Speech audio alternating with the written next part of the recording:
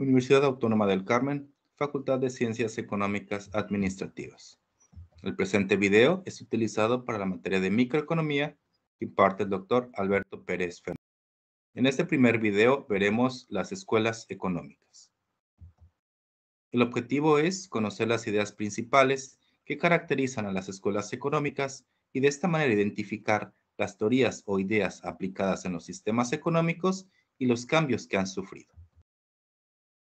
Primero debemos de conocer qué es una escuela del pensamiento económico o escuela económica. Se considera que son agrupaciones de ideologías que se centran en indicar cuál es la forma en la cual debería funcionar la economía. De esta manera, buscan la construcción que predice las relaciones generales que deben cumplirse entre diferentes variables económicas. Algunas de las escuelas económicas que podemos ver son los mercantilistas, fisiócratas, escuela clásica, marxismo y los marginalistas. Algunos de ellos veremos en este primer video y en el segundo video veremos a la escuela austriaca, los keynesianos, los neoclásicos, los monetaristas y los institucionalistas. El mercantilismo es uno de los primeros elementos que vamos a ver, aunque no se consideraba como una escuela económica como tal, debido a que no existió el hecho de que pudiera sobresalir un miembro o un líder y sobre los cuales tuviera seguidores, pues bueno, se dice que todos sus ponentes del mercantilismo tenían ideas muy parecidas, aunque no precisamente eran homogéneas. Sin embargo, se consideró que el mercantilismo es un primer intento de idea o de conjunto de ideología y por lo tanto se consideraba como tal, como un intento precisamente de sistema económico. Prevaleció en el siglo XVII y el siglo XVIII.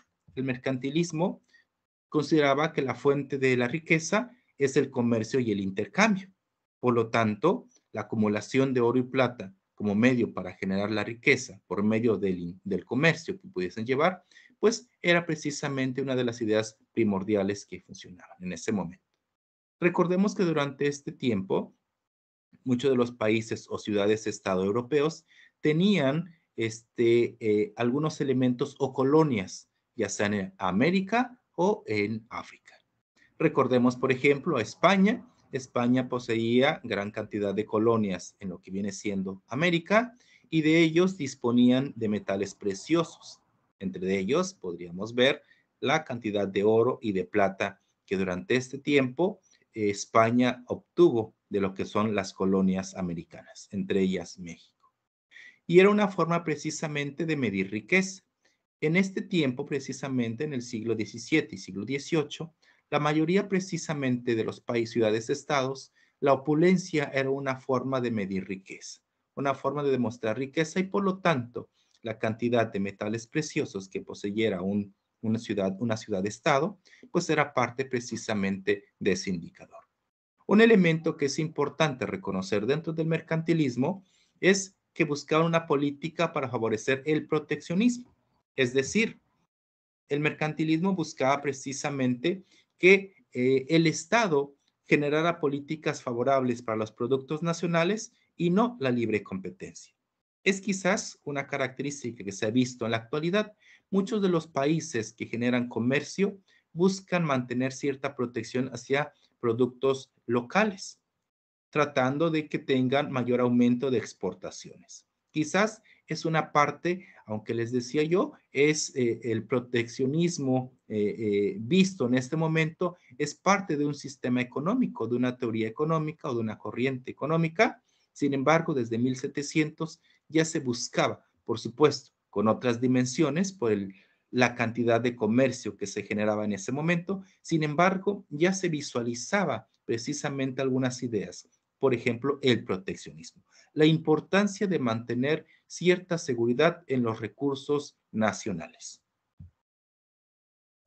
Los fisiócratas, que es otra escuela, surgen en Francia a mediados del siglo XVIII y los fisiócratas tenían una idea un poquito distinta a los mercantilistas. Francisco Quesnay, que es uno de los principales ponentes de esta corriente, indicaba que la economía funcionaba por el flujo entre los grupos sociales o los componentes de la economía. Los fisiócratas en general decían que la riqueza provenía de la naturaleza, no de las actividades que le seguían después a la cuestión agrícola, ¿no? Por ejemplo, ellos decían que existían ciertos componentes de la economía y entre ellos está, por supuesto, la clase productiva o los agricultores. Ellos decían precisamente que los agricultores eran los encargados de poder transformar una materia inerte, como es la tierra, mediante el uso de semillas, trabajos, herramientas y algún otro tipo de elementos, por ejemplo, el agua y demás, para poder generar un elemento que era parte de la riqueza. Por lo tanto, los fisiócratas indicaban que la clase productiva, los agricultores, era quizás la más importante, que era la única capaz de generar riqueza. Si nosotros nos podemos ver o podemos regresar para ver las raíces de la palabra fisiócrata, recordemos que physis es naturaleza, kratos es gobierno. Entonces se podría decir que gobernaba quizás la naturaleza. Los fisiócratas en sí decían precisamente que las actividades agrícolas o esta primera clase productiva era la que tenía mayor importancia. No así decía que existía una clase propietaria, es decir, los dueños de la tierra o los terratenientes. Los terratenientes eran visualizados como una clase necesaria, mas no la más importante. Recordemos, la clase más importante eran los agricultores, los que generaban la riqueza. La clase propietaria era necesaria porque eran los encargados de dotar de los medios. Eran los únicos que poseían las tierras y por lo tanto podían ser el medio para generar la riqueza. No así tenían cierto poder de necesidad, o digámoslo así, los fisiócratas consideraban que tenían cierta importancia, mas no se comparaba con la importancia que tenían los agricultores. La tercera clase que también mencionan los fisiócratas es una clase estéril, es decir, comerciantes, obreros y artesanos. Algunos otros autores también consideran que la clase propietaria era una parte de la clase estéril, es decir, no funcionaban o no generaban algún tipo de riqueza. Tenían medios, usaban, transportaban los medios y demás, pero no generaban riqueza como tal. La clase estéril para los fisiócratas se generaban a través de todos aquellos individuos que eran obreros, que eran comerciantes, que eran artesanos, e incluso los que eran parte de la política. ¿Por qué decían que era una clase estéril? Precisamente porque no eran capaces de generar riqueza. Aunque un comerciante puede llevar un producto del lugar de origen o lugar de producción a una ciudad-estado, a un pueblo donde requieren el producto, el comerciante en sí, decían los fisiócratas, no le está generando ningún tipo de valor. Solamente es un medio para poder distribuir el producto. Sin embargo, no está generando riqueza como tal. No genera ese plus valor a los productos que ya están generados. Entonces, para los fisiócratas, los componentes de la economía decían son necesarios. Es necesaria una clase propietaria, es necesaria una clase estéril que generen otras actividades. Sin embargo, decían, no son los causantes de la riqueza.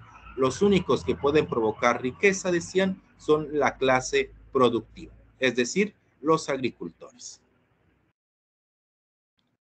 Otra escuela económica es la escuela clásica.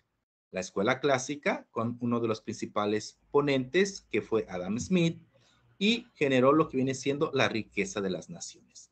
En la riqueza de las naciones, Adam Smith se empezó a visualizar como un primer tratado de economía política. Adam Smith empezó a generar las ideas sobre diferenciación precisamente sobre el precio y el valor. Un aspecto que es sumamente importante poder reconocer sobre Adam Smith. Adam Smith fue conocido precisamente porque desarrolló teorías como por ejemplo los sentimientos en su libro de la teoría de los sentimientos morales, publicado en 1759, en el cual decía que los individuos se mueven por el interés individual, amor propio, y no solamente son movidos por interés individual, sino que el corazón humano tiene los sentimientos de simpatía. Smith también tuvo algunas otras ideas, fundador, por supuesto, de la economía como ciencia, y en esta obra titulada La riqueza de las naciones, considerado como el primer tratado de economía y política y texto fundacional de la economía clásica, consideraba que sus aportes a la teoría fueron de los más amplios, y entre ellos destaca la diferenciación entre el precio y el valor de uso de los bienes. Es decir, un producto tiene precio o nosotros le dictamos algún precio. Sin embargo, ese precio en ocasiones no se considera o no se compara con el valor de uso de ese producto. Consideró también que lo natural tendencia del hombre a enriquecerse es benéfica para el conjunto de la sociedad. De esta manera, la división del trabajo y lo que viene siendo la especialización traen crecimiento en la producción. El concepto que él manejó también fue la famosísima mano invisible.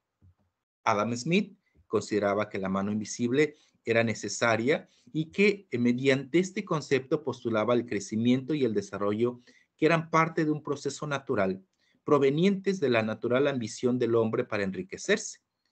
Y por supuesto, el hombre decía, puede en esa búsqueda de enriquecimiento beneficia de manera indirecta a la demás sociedad. Un individuo que hace ropa, por ejemplo, se especializa tanto en generar ropa que en algún momento puede generar ropa mucho más barata o la mayor cantidad de ropa y puede proveer de esta manera un beneficio a la sociedad. Los individuos que no se especializan en la producción de ropa obtienen ese bien en el momento que lo requieren a un precio mucho más bajo y simple y sencillamente con la calidad que lo requieren. ¿Por qué? Porque el individuo que lo produce tiene las herramientas necesarias, se especializa y puede disminuir los costos o puede generar el bien como lo requiere. De esta manera, decía Adam Smith, el hombre genera su propio beneficio y a su vez contribuye de manera indirecta a un beneficio hacia la sociedad. También Adam Smith consideraba que el Estado no debe intervenir en aspectos precisamente del comercio. Él decía, Adam Smith aplicaba un papel al Estado y decía, el Estado solamente desempeña un papel fundamental, importante en la defensa y la justicia y en la financiación de obras e instituciones públicas que no se pueden llevar a cabo por los individuos. En este aspecto, se puede decir que Adam Smith reconocía la importancia del Estado como un agente que solamente defendiera y velara por la justicia. Sin embargo, decía, no debería de intervenir en el comercio, porque solamente distorsiona el comercio. El Estado en sí, si en algún momento el comercio o lo que es el mercado no puede proveer un bien o un servicio a la sociedad, para que pueda mantener cierta calidad de vida a la sociedad, decía Adam Smith, debe intervenir el Estado. ¿Cómo qué? Como un agente precisamente que regule, que visualice y por supuesto que produzca el bien que los demás ciudadanos no pueden generar. Otro pensador que nosotros debemos reconocer es David Ricardo. David Ricardo también tuvo ciertas ideas en este aspecto de la economía clásica. En su obra más importante de los principios de economía política y tributación, constituye la exposición más madura y precisa de la economía clásica. En el prefacio, en la primera parte de este texto, se puede leer que el principal problema de la economía política para David Ricardo, decía, era determinar las leyes que regularan la distribución. Si nosotros podemos ver este aspecto, David Ricardo ya entraba en un área completamente distinta. Ya no es solamente la generación de la riqueza a través de un medio, por ejemplo, de la agricultura, como decían los fisiócratas, o a través del comercio, como lo decían los mercantilistas. David Ricardo ya empezaba a entrar en un aspecto de la ley de la distribución de bienes y servicios y distribución del tipo de la riqueza. De esta manera, David Ricardo desarrolló una teoría del valor y una teoría de la distribución. Entre sus aportes más importantes de David Ricardo, nosotros podemos reconocer precisamente la teoría de la ventaja comparativa, que defiende las ventajas del comercio internacional y en esencia es una ampliación de la división del trabajo propuesta por Adam Smith. También se le atribuye la idea que afirma que el salario real de los trabajadores debe permanecer cercano al nivel de subsistencia, aunque haya intentos de incrementarlos. Esto también es conocido como la ley de hierro de los salarios. ¿Por qué es importante hasta cierto punto reconocer estos elementos? Actualmente, aunque ya no estamos en la misma época de David Ricardo o de Adam Smith, se puede reconocer precisamente que hay aspectos de la ventaja comparativa que se mantienen en cuestiones del comercio internacional. De igual manera, algunos elementos de las leyes de salarios mínimos visualiza precisamente que los salarios de los trabajadores se mantengan en niveles de subsistencia. Existen algunos investigadores actualmente que dicen que la mayoría de los salarios de los trabajadores han perdido más del 70 u 80% de poder adquisitivo solamente para los mexicanos. De esa manera, entonces, se puede visualizar que los salarios reales de los trabajadores han permanecido a ciertos niveles de subsistencia. No generan mayores capacidades de compra en los trabajadores. Nominalmente ha aumentado su salario, pero el salario real se ha mantenido. Otro ponente de la teoría clásica es Thomas Robert Malthus. Malthus es conocido precisamente por el ensayo sobre el principio de la población, aunque también tuvo sus principios de la economía política. En los principios de la economía política, publicado en 1820, explicó que el desempleo, basándose en la suficiencia de la demanda. Malthus indicaba precisamente que la razón fundamental de las crisis económicas, podríamos decirlo, que se basaban precisamente en la carencia de la demanda efectiva. Malthus indicaba que un individuo, cuando no demandaba productos de manera efectiva, es decir, con capacidad de compra, simple y sencillamente se podía generar algún tipo de crisis en las sociedades-estado. Malthus, como decíamos, en su ensayo sobre la población, tuvo un gran reconocimiento, también tuvo críticas, por supuesto. Sin embargo, ¿cuáles eran las características que tenían esa teoría de la población? Robert Malthus decía que la población tenía un crecimiento geométrico, es decir, dos personas pueden dar origen no a tres personas, sino dan origen a 8 o a 10 o a 12 personas. Recordemos que en el siglo XVIII la mayoría de las poblaciones o la mayoría de las familias tenían incluso hasta 15 o 18 hijos, ¿no? Actualmente ya las poblaciones son más pequeñas. Sin embargo, en el tiempo que Robert Malthus vivió, la mayoría de las poblaciones o la mayoría de las familias tenían gran cantidad de hijos. Por lo tanto, Robert Malthus basaba esa observación en su teoría y decía, la población tiene un crecimiento geométrico. Es decir, van a crecer dos personas, generan cuatro, cuatro generan 16, 16 72, 72 generan 170, 170 generan 295, 295 generan 1500, no sé. Entonces, de esa manera decía, la población crece de una manera geométrica. Por lo tanto, decía, teníamos un problema. Malthus indicaba que los medios de subsistencia o los alimentos tenían un crecimiento aritmético. Es decir, una hectárea de tierra puede producir tal vez 1 o 2 toneladas de alimentos. Pero para el siguiente año, una hectárea de tierra no va a producir 2 toneladas. Probablemente pueda producir 2,5 o 3 toneladas de alimentos, porque el productor ya se especializó, ya tiene más herramientas o simple y sencillamente está utilizando mejores semillas. Sin embargo, decía Malthus, los alimentos no pueden crecer de esa manera tan geométrica o tan estratosférica. ¿Ok? Entonces, de esa manera, si el individuo ponía en circulación o ponía en producción una hectárea más de tierra, esa hectárea podía producir 1 tonelada o 2,5 toneladas de alimentos, pero no generaban 10 o 15 o 50 toneladas de alimentos. Por lo tanto, decía Malthus, existe un problema. Los medios de subsistencia crecen de manera aritmética debido a los avances tecnológicos, a la forma en que se especializa el productor, a las herramientas, etcétera, etcétera. Sin embargo, decía, cuando se junta la población con esa capacidad de producción de los medios de subsistencia, por supuesto, decía, va a llegar un punto en el cual la población va a ser mayor que la capacidad de producción que tiene la misma población o los mismos sistemas o los estados, y por lo tanto, decía Malthus, simple y sencillamente va a haber un sector de población que no va a tener acceso a esos alimentos. ¿Por qué? Porque somos tantos o, decía Malthus, van a ser tantos individuos que simple y sencillamente no van a tener la capacidad de poder proveerles de alimentos por parte del Estado. De esa manera, entonces, el ensayo sobre la población tuvo críticas. Malthus también fue muy criticado por algunos elementos en que decía que parte de las pandemias y las crisis eran necesarias para reducir el exceso de población. Fue criticado por esos elementos, sin embargo, también algunos de los otros críticos le daban la razón. Decían que era necesario precisamente incluso la esterilización de algún sector de la población para evitar precisamente el alto índice precisamente en la población o en el crecimiento poblacional.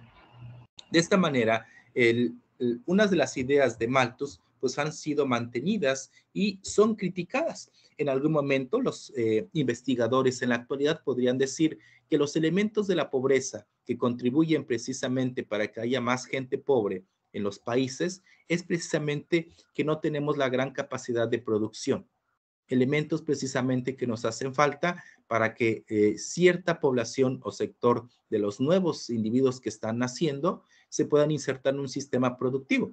Y por lo tanto, esos individuos que ya no tienen cabida en un sistema productivo, pues son los que caen en la pobreza. Quizás se podría relacionar con esas ideas que tenía Malthus. El ensayo sobre la población, digámoslo así, quizás tiene algunos elementos que se podrían revisar. Otros elementos pueden ser criticables, por supuesto, sin embargo, parte de la teoría puede ser aplicada en la actualidad. Otro elemento que nosotros tenemos que reconocer es una de las teorías clásicas que nosotros podemos ver en la escuela, que es el marxismo. Carlos Marx, con su obra El Capital, fue uno de los elementos que pudo decir que la sociedad humana evoluciona porque se encuentra en permanente movimiento, tanto económica como culturalmente. La intención que tenía Carlos Marx de explicar de esta forma es precisamente que la sociedad en su conjunto tiene una evolución continua. De sociedad primitiva pasamos a un esclavismo. El esclavismo fue una etapa necesaria para pasar precisamente al feudalismo. El feudalismo en sí era una pre-etapa precisamente para generar lo que es el capitalismo. Y decía Carlos Marx, el capitalismo es precisamente una fase necesaria para una nueva sociedad. No es que Carlos Marx estuviera en contra del capitalismo y que quisiera destruir la etapa del capitalismo. Él decía, el capitalismo es necesario precisamente para generar una nueva etapa. Entonces decía, no es la última, es necesaria, pero no debe de ser la última. Se tiene que visualizar una nueva etapa de la sociedad. Es decir, el capitalismo puede ser una etapa precisamente de crecimiento económico, una forma de visualizar, de establecer nuevos sistemas productivos, pero no debe de ser la última. Quienes producen y generan la riqueza, para Carlos Marx, decía, en la sociedad son los trabajadores asalariados o los llamados proletarios. Sin embargo, decía, no son los propietarios de los medios de producción. Quizás ese es un aspecto que criticaba Carlos Marx. El sistema capitalista solo puede existir gracias al trabajo asalariado. Este es un elemento que hay que reconocer de Carlos Marx. Reconocía precisamente que este elemento del capitalismo, de cómo funcionaba, tiene que ver precisamente con la forma en la cual el trabajo asalariado genera precisamente la riqueza. Y es que para Carlos Marx, de acuerdo a sus ideas, decía el trabajador es el único que puede transformar con su trabajo, ya sea sus habilidades o trabajo físico, las materias primas para crear plusvalor o plusvalía. Esto es, generar más valor del que tiene esa materia. Y ponía un ejemplo, por ejemplo, decía, vamos a ver un valor agregado en alguna tabla, por ejemplo, decía, una mesa tiene mayor valor que una tabla simple o un pedazo de madera, precisamente por el trabajo que generó una persona sobre esa madera para transformarla en mesa. La mesa sigue siendo madera, con una forma distinta, con un acabado distinto, pero eso es gracias al trabajo que generó un trabajador, un asalariado o un individuo. De esta manera, decía Carlos Marx, la plusvalía es la ganancia de los capitalistas, pero esa ganancia le pertenece al que la generó. ¿Y quién generó ese valor? Precisamente el trabajador. La riqueza, entonces, decía Carlos Marx, la genera el obrero. Carlos Marx es considerado como un revolucionario que denuncia el mutismo de los economistas ante la lucha de las clases y la explotación. Algunos de sus principios, como decíamos, pues bueno, se basaban sobre su obra más conocida, como es El Capital, en el cual analizaba el funcionamiento del sistema económico capitalista, tanto en la producción como en la circulación. Carlos Marx decía que la plusvalía era necesaria para un sistema capitalista. Sin embargo, por supuesto, recalcaba, era la ganancia de los capitalistas. Otro elemento que reportaba Carlos Marx era precisamente que era necesario la existencia de un ejército laboral. ¿Cómo consideraba un ejército laboral? Precisamente decía que era la cantidad de personas que estaban dispuestos a ingresar a un sistema productivo, por supuesto, aceptando algún salario. ¿Por qué decía Carlos Marx que era necesario un ejército laboral? Porque debería de mantenerse bajo estas siguientes opciones. Era necesario el ejército laboral para mantener el sistema capitalista. El sistema, por lo tanto, decía, un capitalista, aunque tenga los medios, requiere de un ejército laboral, requiere de ciertos elementos o individuos para que puedan producir. Yo como agente o como único capitalista no puedo producir todo ni puedo distribuir todo. Requiero la ayuda de otros individuos. ¿De quién? Del ejército laboral. A su vez, decía Carlos Marx, el sistema capitalista vela por la reproducción de los trabajadores. Es decir, Carlos Marx en algún momento lo decía con otras palabras, el capitalista tiene que velar o darle un salario mínimo a los trabajadores para que ellos se puedan mantener con vida y se puedan reproducir.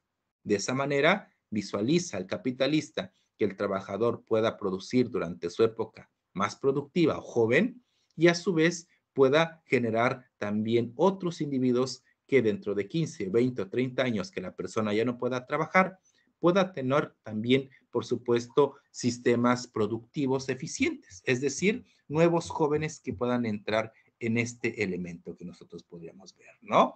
Simple y sencillamente, nosotros visualizamos características básicas de lo que se puede visualizar dentro de lo que viene siendo la teoría de Carlos Marx. Tenemos simple y sencillamente estos aspectos que, como les digo, no es precisamente que fuera lo mejor el aspecto precisamente de la teoría marxista, o Marx no decía que el capitalismo fuera lo peor, sino que decía era una etapa necesaria para el nuevo crecimiento económico. La escuela austriaca fue otra escuela también sumamente importante y cobra importancia porque aquí se empezaron a ver algunos elementos que se visualizan en la teoría microeconómica, que es la maximización de la utilidad. El método de Menger, por ejemplo, enfatiza los factores subjetivos y la búsqueda del propio interés. Veamos nosotros también, aquí retoman algunos elementos. Por ejemplo, el enriquecimiento que decía la teoría clásica. Sin embargo, la escuela austríaca decía, buscan la maximización de la utilidad. La característica fundamental de la escuela austríaca marginalista es el reconocimiento de que la productividad marginal es decreciente.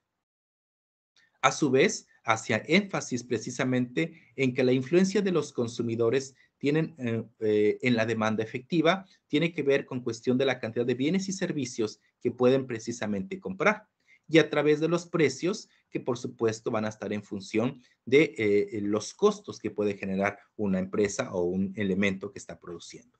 Por lo tanto, decía él, la influencia de los consumidores que tienen la demanda efectiva de los bienes y servicios y a través de los precios para dar como resultado mercados libres y competitivos en los planes de producción que lo tienen algunos productores e inversionistas. Por lo tanto, hacía caso precisamente de este elemento de la soberanía del consumidor, es decir, buscaba precisamente la maximización de la utilidad.